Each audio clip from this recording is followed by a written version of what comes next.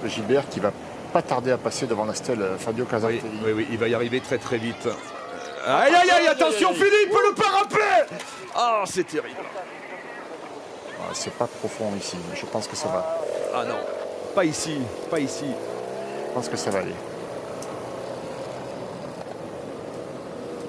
C'est pas un gros ravin là. Hein. Oui, à l'instant où nous évoquions Fabio Casartelli qui est tombé ici il y a 23 ans. C'était beaucoup plus bas, Fabio C'était Casartelli. plus bas.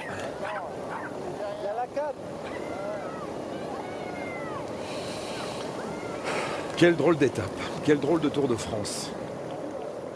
Ce qui m'inquiète un peu, c'est que Philippe est parti dos en premier, au sol, donc il n'a pas pu parer la chute.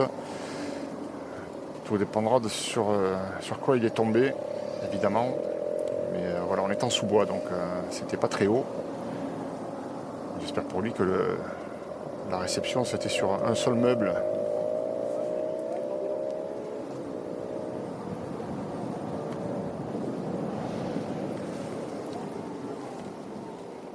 Oui, on ne sait pas sur quel type de terrain a atterri Philippe Gilbert, hein, puisque on le voit disparaître derrière le parapet en béton, alors que Julien Lafilippe lui descend tranquille. Hein. Il vient de passer à l'endroit de la chute de Philippe Gilbert. Julien Lafilippe, il s'est rendu compte de rien.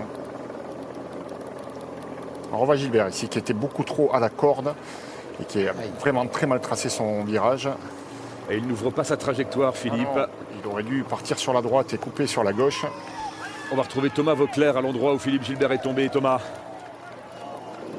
Écoutez, je vois son vélo, je vois pas Philippe hein, pour l'instant. Je veux pas dire des choses. Voilà, c'est pas très profond. Il y a du monde avec Philippe.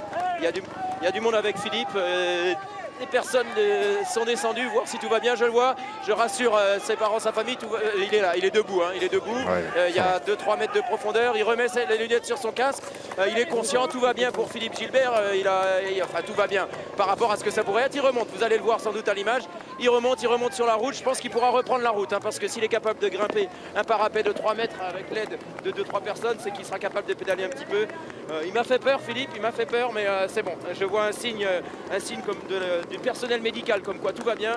Philippe Gilbert va pouvoir reprendre la route du Tour de France. Pas devant. Mais c'est le principal.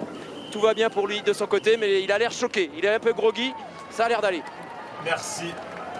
Merci beaucoup, merci Thomas pour ces nouvelles et ces paroles rassurantes surtout concernant Philippe Gilbert. Et oui, évidemment, quand on évoque la descente du Portet d'Aspet, inévitablement, on le disait, hein, juste au moment où Philippe a loupé son virage, on a en mémoire la chute mortelle de Fabio Casartelli. C'est un petit peu plus bas, un endroit où la vitesse est vertigineuse, hein, on atteint les 100 km/h presque. Voilà, le voici. Qui est assis sur le parapet, choqué.